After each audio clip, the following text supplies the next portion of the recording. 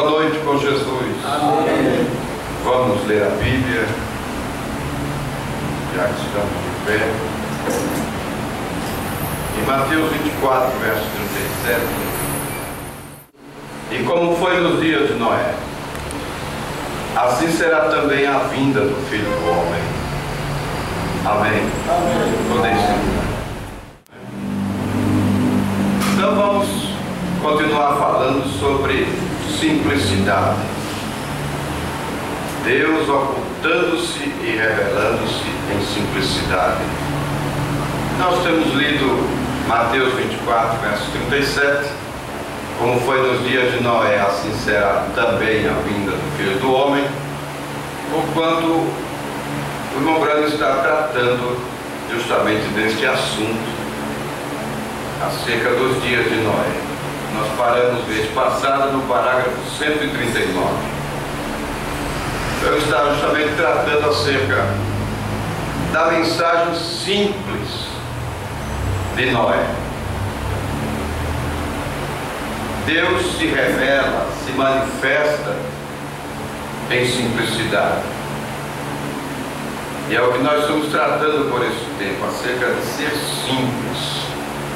Sermos simples, não complicarmos as coisas, não complicarmos a mensagem, ficarmos com as fitas conforme Ele nos ensinou e vivermos esta palavra. O importante é nós estarmos do outro lado, o importante é nós estarmos no milênio. O importante é nós estarmos no arrebatamento. Como vai ser, é negócio de Deus. É Deus que vai nos colocar no arrebatamento. E é o próximo passo de Deus, é o arrebatamento. O que nós precisamos é somente crer. Tudo é possível somente crer. E cantamos aqui sempre, todas as vezes. Assim você está vendo, não está vendo. Assim você não está vendo. Parágrafo 139. Como aconteceu nos dias de Noé, assim será na vinda do Filho do Homem.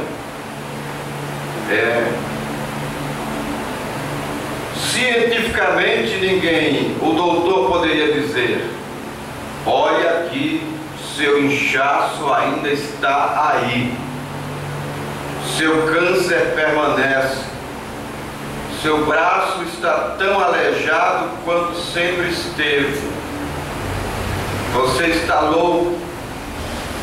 Ele está mostrando, comparando os dias de Noé com os nossos dias, da era científica, que as pessoas olham a aparência, simplesmente a aparência, olham nos sintomas, mas ainda está doendo, o braço está tão aleijado quanto sempre esteve. Nós aprendemos o que é milagre e o que é cura divina. Cura divina é um processo, milagre acontece instantaneamente. É verdade isso? Amém. Então, o que nós temos que fazer, o profeta vai nos ensinar aqui, é descansar como Noé descansou. Noé ouviu uma voz, ele recebeu as instruções de Deus, do Eterno, e ele descansou. Ele recebeu as instruções. Ele deveria preparar uma arca. Amém. Então ele arregaçou as mangas e começou a preparar a arca. O que nós temos que fazer é isso, é descansar no que Deus falou e nos preparar. Ora, uma moça, quando ela recebe o convite de casamento, a palavra é dada: vou me casar com você, se prepare. Então ela tem que se preparar, arrumar as suas coisinhas, aquilo que cabe à moça arrumar. Agora, se o noivo, né, dá a palavra e diz que vai se casar e a moça não leva em conta né, e não se resguarda, não se prepara, ou mesmo fica flertando com outros, o que é isso? Mas quando há um compromisso, quando se de fato há fé, confiança naquela palavra do noivo, a moça de fato crê na palavra do noivo, então ela vai fazer a parte dela, porque o noivo vai fazer a parte dele. O nosso noivo tem feito a sua parte. Ele já nos deu as suas promessas. O que nós temos que fazer é nos preparar para este grande dia. Vindas são as bodas do Cordeiro e a esposa já se aprontou. O noivo está esperando a noiva se aprontar. Então há aquilo que a noiva tem que fazer. Existe aquilo que a noiva tem que fazer. Foi nisso que Noé a descansou a sua fé, porque a fé é o firme fundamento das coisas que se esperam e a prova das coisas que se não veem. E a fé toma seu lugar de descanso definitivo na palavra de Deus. Hebreus capítulo 11, versículo 1, a Bíblia diz ali que a fé é o firme fundamento. E recorde, esse é aquele mesmo espírito dos dias de Noé. Mesmo espírito dos dias de Noé, que olha os sintomas, que olha na aparência. Parágrafo 141, é que eu pulei aqui. E recorde, esse é aquele mesmo espírito dos dias de Noé que disse: não há chuva lá em cima. Podemos fotografar a lua com instrumentos e não há chuva lá. Podemos dizer que eles tinham até a Bíblia para defender isto. Gênesis capítulo 2, versículo 6. O Senhor ainda não havia mandado chuva sobre a terra, mas um vapor, está lá escrito, Gênesis 2, verso 6, um vapor subia da terra, regava a terra. Então, isso até a Bíblia para defender isso. Claro que naqueles tempos ainda não havia a Bíblia escrita, né? Mas este mesmo Espírito está hoje aqui, olhando os sintomas, olhando aquilo que está diante dos olhos naturais, não dá conta de ver o invisível. A fé intelectual não vê o invisível, não vê o que a fé perfeita vê. Então ele disse: foi nisso que Noé a descansou. Seu lugar de descanso é na palavra de Deus. Por isso foi lido aqui em Mateus 4, versículo 4. Nem só de pão viverá o homem, mas de toda a palavra que sai, que procede da boca de Deus. Agora, se nós vivemos de toda a palavra, para vivermos de toda a palavra, nós precisamos comer a palavra. Paulo disse que a palavra de Cristo habite ricamente em vós, abundantemente em vós.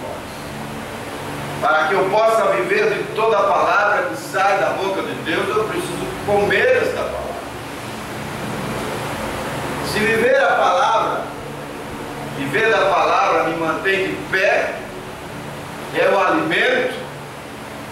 é a substância, então eu devo comer. Eu não tenho que comer feijão, farinha, a carne de porco. O adventista ali não queria comer a carne de porco. Eu tenho que comer para sustentar este corpo físico.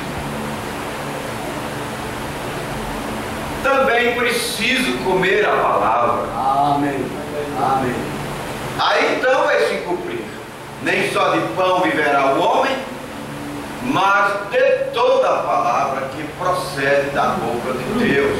Amém. Se a palavra é o alimento espiritual, então devo eu comer, senão vou ficar raquítico espiritualmente falando.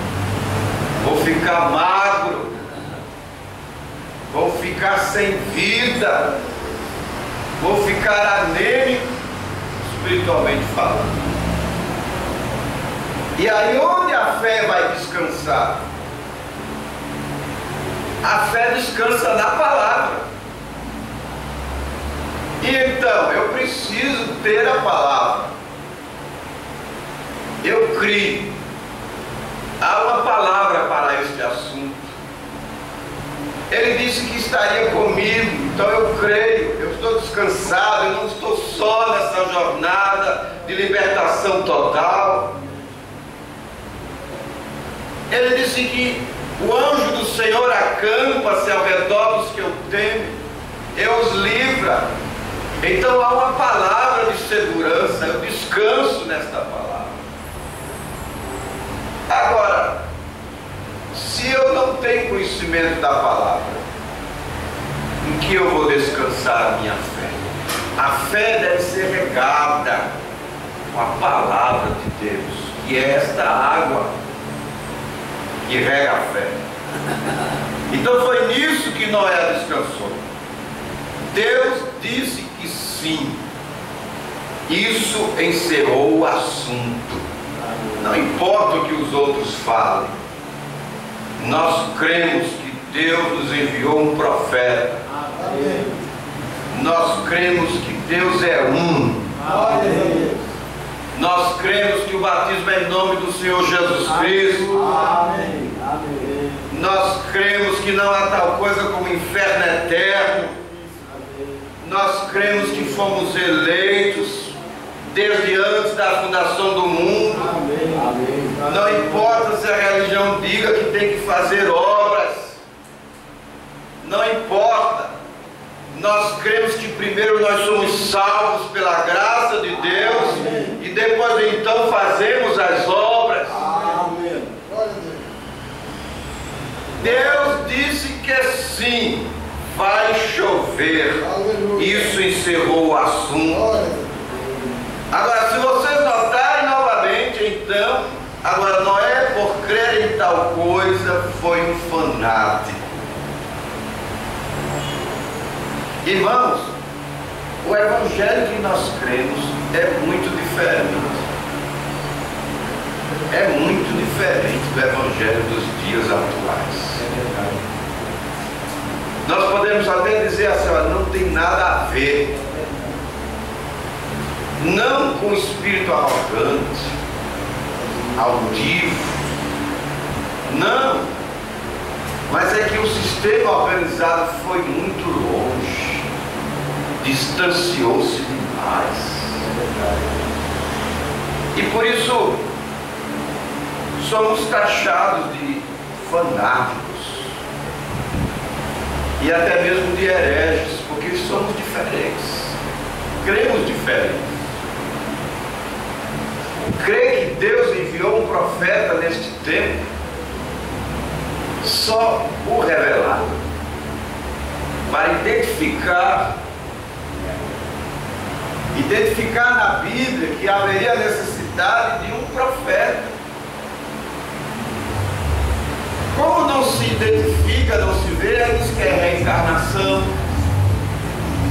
é a reencarnação de Elias, e se conjectura muitas coisas, que os profetas duraram até João Batista, não existe profeta no Novo Testamento. porque precisa de uma revelação do sobrenatural. Deus abriu o entendimento, conforme está declarado em Lucas 24, versículo 45. E abriu-lhes o entendimento. Amém. Para compreenderem as Escrituras. Precisa abrir, Deus abriu o entendimento. Então, Noé, por crer em tal coisa, foi um fanático. Uma irmã nossa vestir-se da forma que se veste, ter o cabelo crescido, é fanatismo na visão do sistema religioso.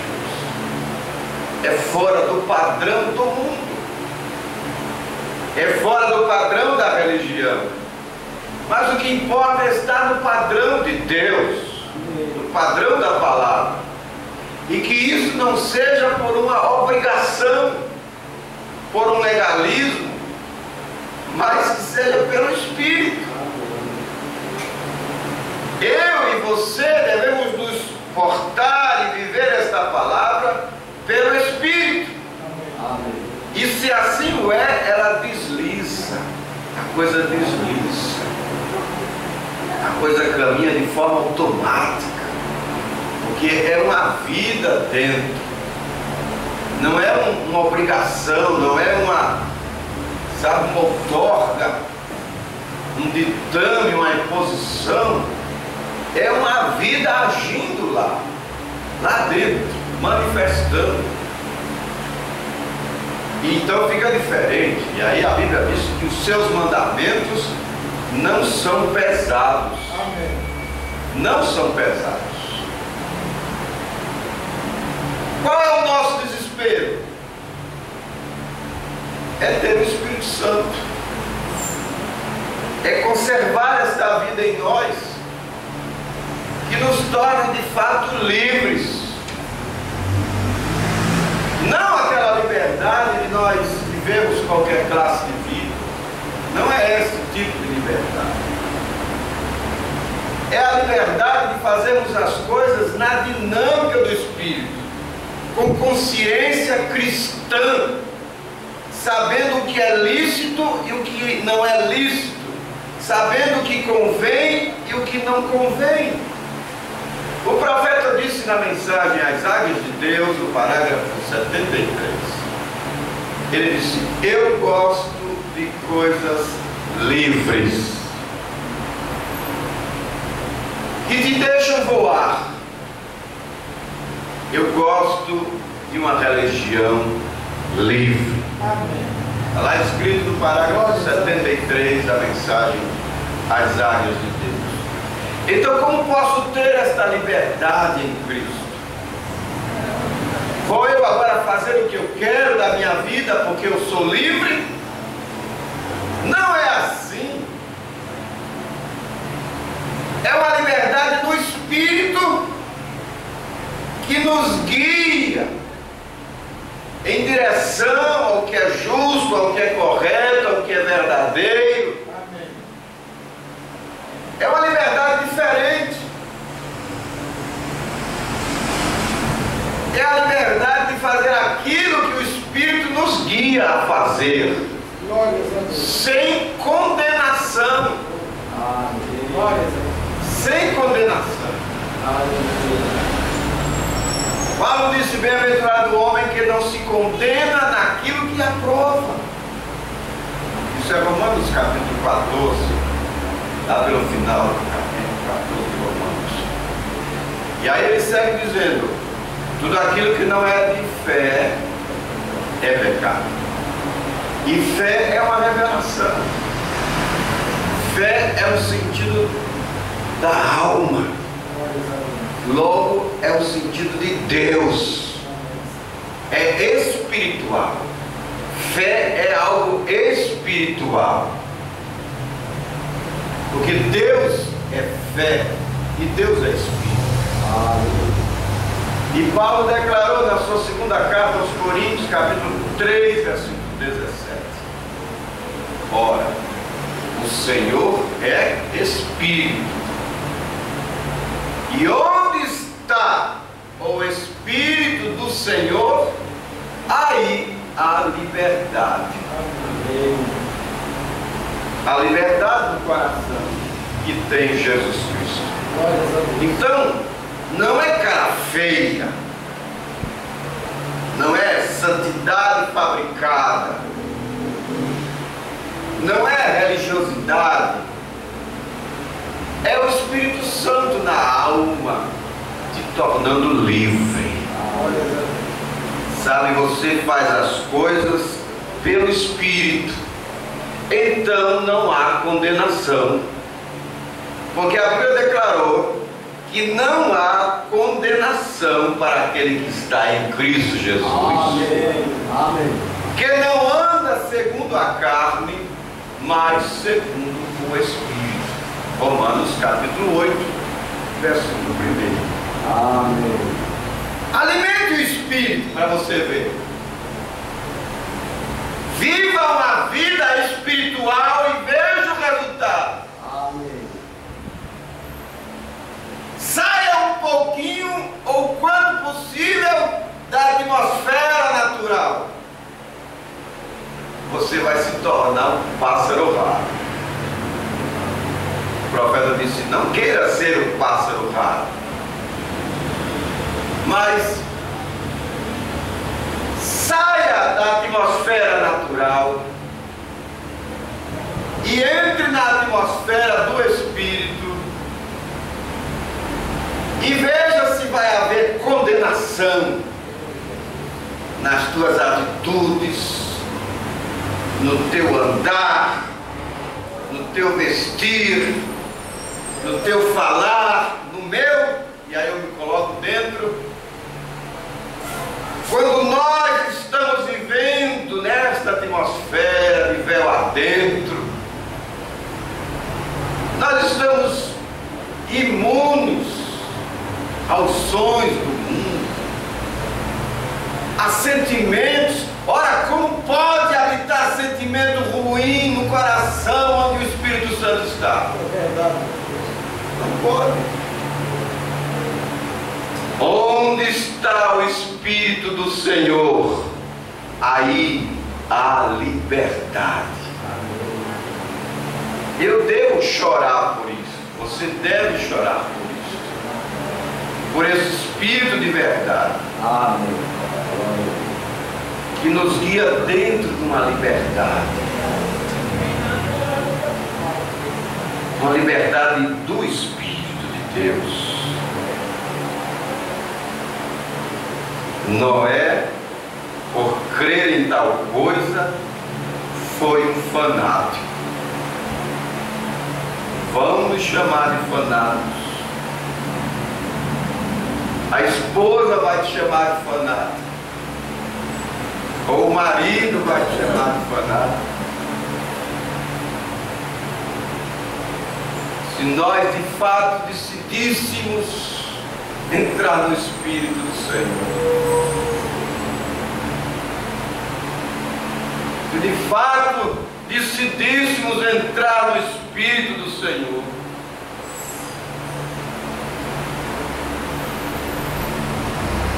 e o povo de hoje que crê no batismo do Espírito Santo, você crê? Amém. Agora a igreja diz: estas pessoas são fanáticas, elas não passam de um bando de pessoas entusiasmadas, emotivas, em pânico, mas mal sabem eles que a palavra de Deus ensina isso. Aleluia. É uma promessa. Amém. O batismo do Espírito Santo que ancora, que estabelece, que posiciona, que sela o homem. O batismo do Espírito Santo sela o homem. E para Noé não importava o quanto eles dissessem que o velho, quanto eles dissessem que o velho perdeu o juízo, que ele estava cientificamente errado e que estava mentalmente errado. mas para Noé era a palavra do Senhor. E Noé permaneceu com aquilo, e os sábios instruídos tropeçaram na simplicidade dela e perderam a vida. Que repreensão agora, isto é, para aquela geração.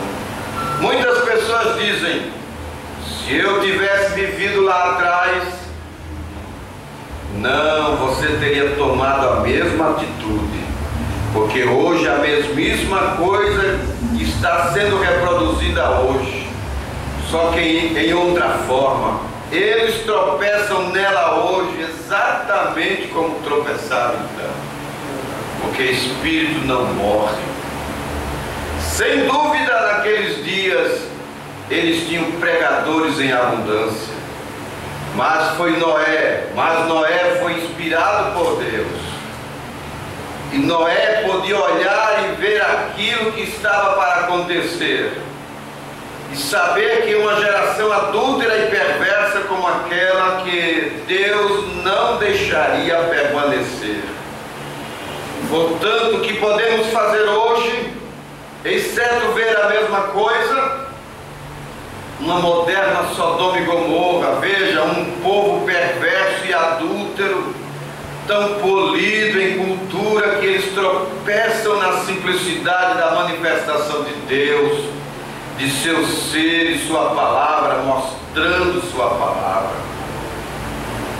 Não há pessoa no mundo, ou possa dizer que nós não vemos conosco a própria palavra de Deus manifestada, a própria promessa dos últimos dias, as próprias luzes do entardecer que haviam de brilhar. Nós somos um povo privilegiado em ver isso. E onde o mundo altamente polido, isso está escondido deles. Jesus disse ao Deus Pai, aprove a ti ocultar isto deles. Sim, ó Pai, tu ocultaste. Isso é Mateus 11, verso 25. Deixe que eles, com sua sabedoria, veja, foi a sabedoria que fez a bola começar a rolar na sujeira do pecado, no princípio, pois Eva estava buscando sabedoria quando encontrou Satanás, e Satanás a deu a ela, veja, e a sabedoria é contrária à palavra, a sabedoria mundana. Não se pede que tenhamos sabedoria, pede-se que tenhamos fé no que já foi dito. Amém. Portanto, está vendo? Mas hoje os eruditos dão tal polimento nela e a arrumam, colocam sua própria interpretação nela, sempre colocam ou colocaram. Eles fazem a mesma coisa hoje, é na mesma medida. As pessoas daquela época falharam em ver do mesmo modo que falham hoje e também fazem assim. A mesma coisa. Elas fazem a mesma coisa, pois a razão por que falharam em ver foi porque elas eram inteligentes demais para crer nisso. Está vendo? Agora, a mensagem era tão simples que o inteligente era inteligente demais para crer na simplicidade da mensagem. Oh, que coisa! Deus a fez tão simples, em verdade, que os inteligentes e intelectuais falharam em vê-la, porque era tão simples. Isso é o que faz a grandeza de Deus tão grande, porque sendo o maior, pode fazer-se simples. Amém. Glória. Aleluia. Amém. Os homens hoje, mostrando que não são de Deus, eles são grandes e estão tentando ficar maiores e se expressarem maiores, e grande bispo, doutor, santo, papa, tudo mais, fazendo-se algo que realmente não são. E Deus, sendo tão grande, torna-se simples. Aleluia. Nós lemos aqui Mateus capítulo 10, verso 25. creio que é isso, não é? Mateus 10, versículo 5, confirma aí para mim. Basta ao discípulo ser como seu mestre. Só isso. Deus, sendo tão grande, torna-se simples. Simplicidade é grandeza. É Mateus 10, 25? É isso? Ser como seu Senhor. Basta ao discípulo ser como seu mestre e ao servo ser como o seu Senhor. Simplicidade é grandeza. Nós podemos fabricar um avião a jato, podemos lançar um foguete, colocar um míssil em órbita e podemos fazer todas estas coisas, todavia não podemos formar uma folha de grama. Amém, disse o profeta. Amém. Quem me diz disso? Mas ao invés de tentarmos analisar e ver o que formou essa grama e aceitar o próprio Deus que criou a grama, estamos tentando fabricar um míssil que chega lá mais rápido do que o que algum outro possa fabricar. Somos tão inteligentes e intelectuais em nossas igrejas que podemos construir um edifício de $1 milhão. Isso está hoje em dia. Edifício de $1 milhão.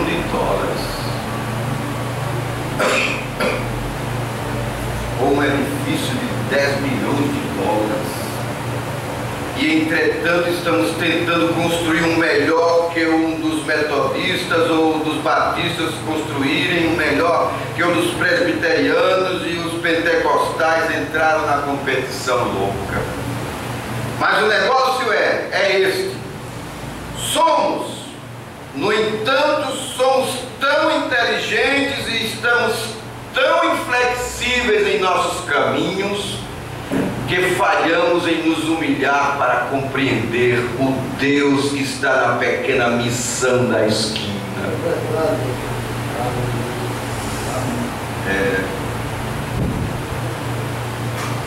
Está vendo? Isso mesmo. Por isso nós temos que ter cuidado em renegar o mendigo. Normalmente a gente dá as costas e se sai, tem até medo de ser assaltado, né? Por isso vamos ponderar mais sobre isso. Que Jesus pode mandar um mendigo para testar a gente. Senhor, quando foi que você estava nu e nós te vestimos? Quando foi isso? Quando foi que você estava nu e nós não te vestimos? Quando foi isso? É lá, Mateus 25. Quando você fez ao mendigo que eu mandei lá na tua porta. Quando você fez a um desses pequeninos que crê.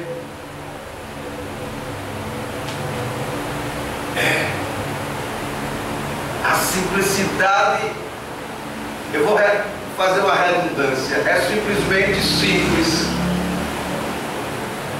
A simplicidade é simplesmente simples e a gente pode passar por alto.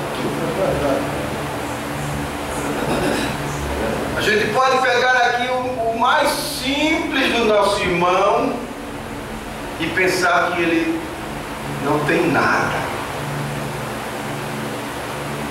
E estamos blasfemando de Deus. Cuidado com o simples.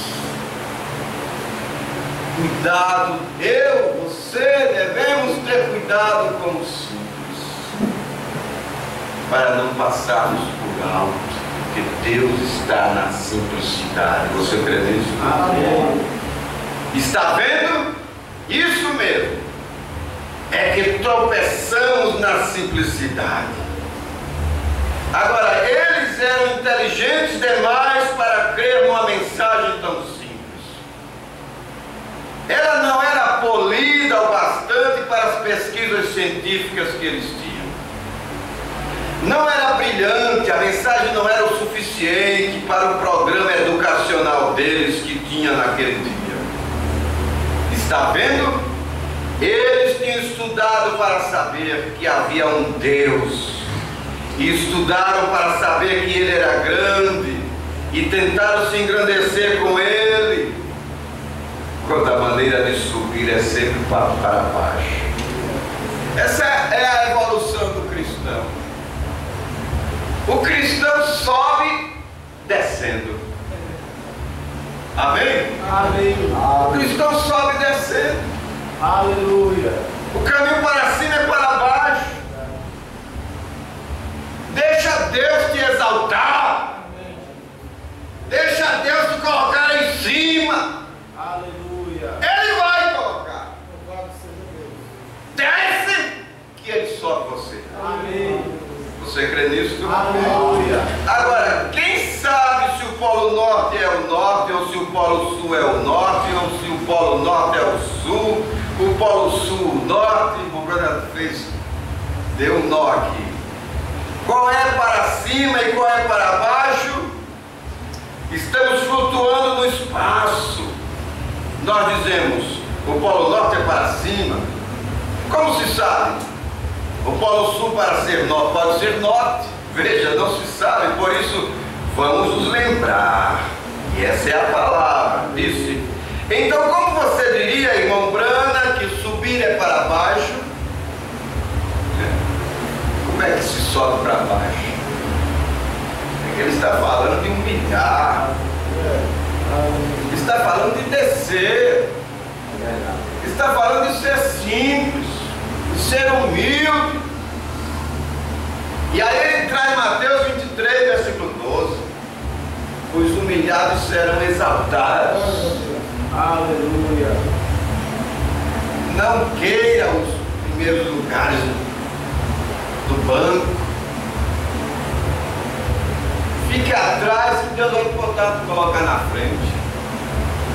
Você crê nisso? Amém. Como você diria, irmão Brana, que subir é para baixo? Com base na palavra de Jesus Cristo, ele disse: aquele que a si mesmo se humilhar será exaltado, mas aquele que a si mesmo se exaltar será humilhado, será rebaixado. Mateus 23, 12 ele trouxe ali. De modo que na realidade o subir é para baixo e o descer é para cima. Oh meu Deus! Como o velho santo disse em Chicago, que um homem, certo ministro de certa organização, subiu perante alguns pentecostais. Ele era muito desenvolvido intelectualmente. Ele subiu lá e usou palavras das quais os pentecostais nada sabiam.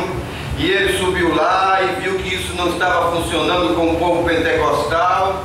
Ele subiu de peito estufado. Ele era santo doutor fulano de tal. Você sabe, da notável escola tal e tal lá em Chicago. Ele observou que aqueles pentecostais estavam olhando uns para os outros. Eles nem sabiam do que ele estava falando. Ele era tão instruído, tão inteligente, talentoso, eles não sabiam. Foi semelhante ao caso de certo senador, um homem que recentemente candidatou-se para presidente e foi derrotado. Duke Kuntz me contou. Quando eu estava pregando no funeral de Mama Ford, e estava falando a respeito da ressurreição, a garantia da ressurreição. Tão certo quanto o sol se levanta, assim eu me levantarei. Tão certo quanto a grama morre no outono e a folha cai da árvore e ela retorna. Quando a terra se corrige no percurso da órbita, ela tem que se levantar novamente. Tu que disse, eu dou valor a esta mensagem, Billy. O irmão Neville e eu estávamos sentados juntos no carro, e eu disse, Tuque, ele disse, eu dou valor às suas mensagens. Eu disse, Tuque, não tem instrução. Ele disse, essa é a parte boa. Está vendo? E agora ele disse, bem, espero que o homem me perdoe, não tenho intenção. Adlai Stevenson, vocês sabem, e ele disse que ouviu por 15 minutos e o seu Stevenson é considerado um orador tão talentoso.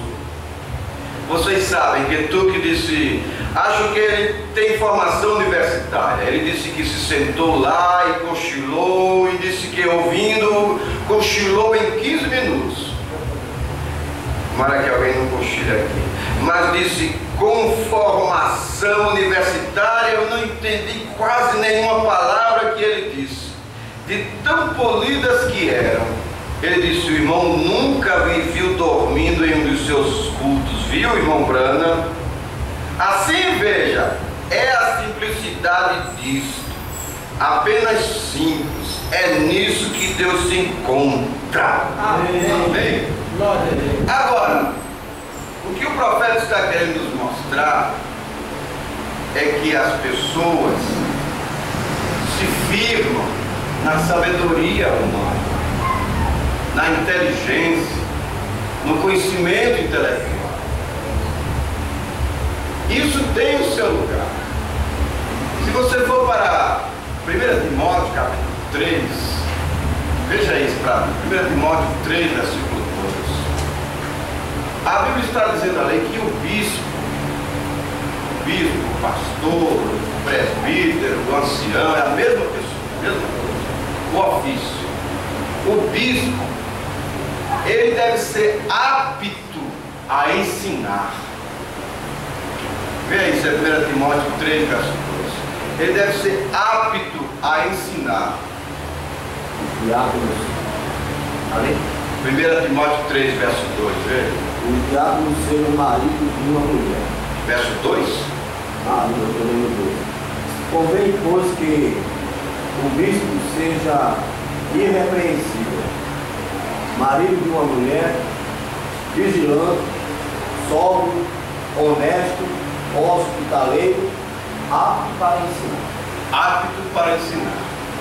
Tem que ter capacidade, condição para ensinar. E você só pode ensinar se você aprender. Né? Você só pode, para você ensinar, você tem que ter aprendido as coisas. E aprendido na prática. E para aprender você tem que buscar. Então o irmão Branham não estava aqui contra o estudo em si. O próprio irmão Branham foi um homem que estudou a Bíblia, estudou a história. Ele pesquisou para trazer as 7 eras, para trazer os 7 selos. Ele estudou, ele teve momentos com Deus. Ele usou a Bíblia, a história e a revelação. Então o pecado não está em estudar, em pesquisar, em ter uma Bíblia de estudo. O pecado está em esquecer de Deus, é não buscar a unção que o irmão Romeu estava falando aqui. A unção de Deus, deixar Deus manifestar-se, projetar o Espírito de Deus, e não o homem, não você.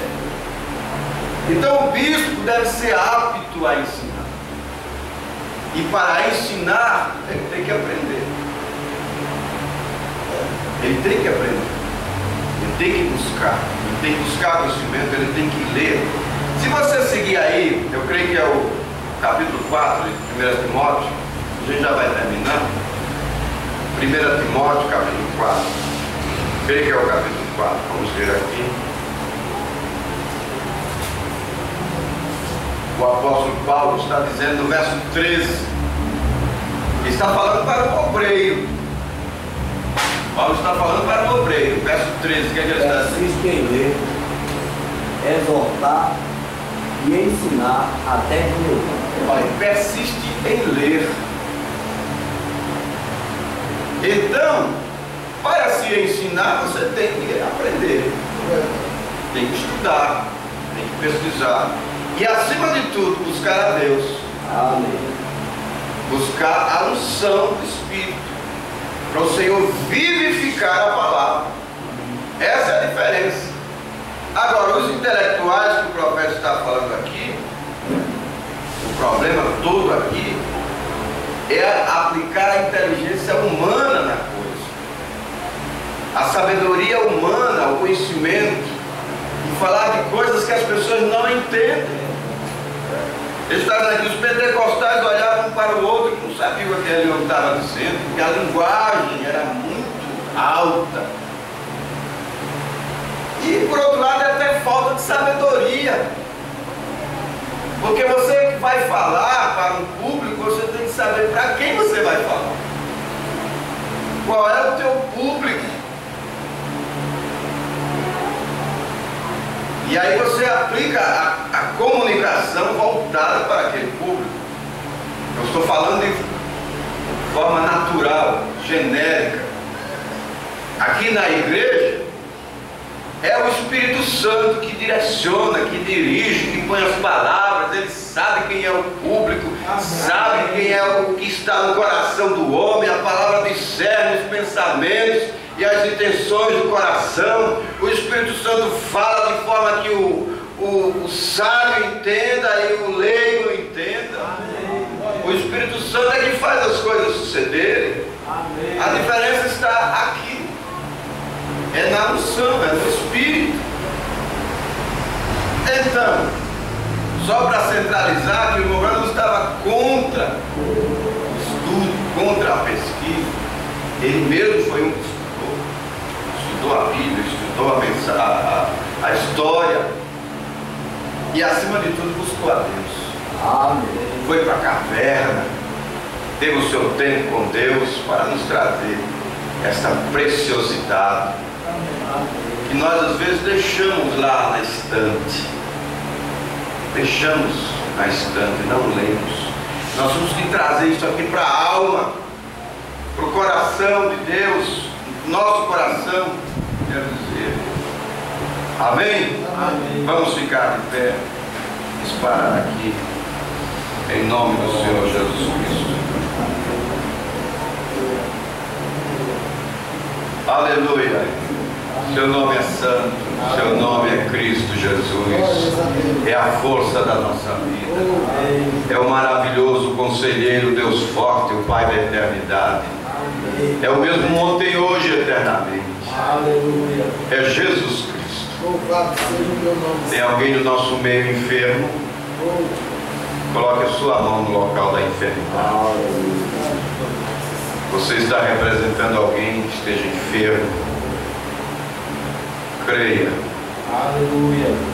Creia que Jesus Cristo é o mesmo ontem, hoje e eternamente. Amém.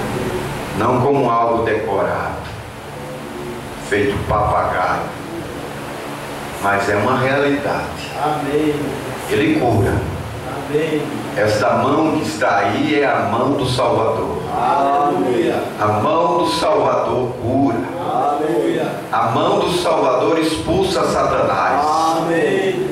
O dedo de Deus. Glória a Deus. O dedo de Deus expulsa os demônios. Amém. Não precisa de muita coisa, só o dedo de Deus. É verdade. Ele ordena ao diabo a sair. Em nome de Jesus Cristo, os poderes do inferno estão repreendidos. A enfermidade do diabo sai. Glória a Deus. Sai em nome de Glória a Jesus. Deus.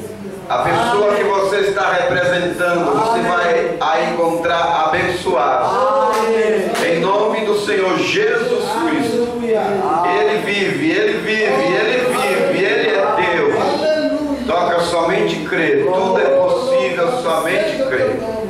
E agora você abre a sua boca e ore. Ore pela sua família. Ore pelos seus filhos. Ore pelo seu lar. Ore por esta unção. Ore pelo Espírito Santo. Geme por esse Espírito Santo que nos faz viver esta palavra na dinâmica, sem forçada de barra, sem imposição. Oh Deus vivo, somente crer. Tudo é possível, somente crer. A vida da minha sogra. Abençoa os meus filhos. Abençoa minha esposa. Abençoa os meus netos. Oh meu Deus. Veja as mãos levantadas. Abençoa os meus parentes.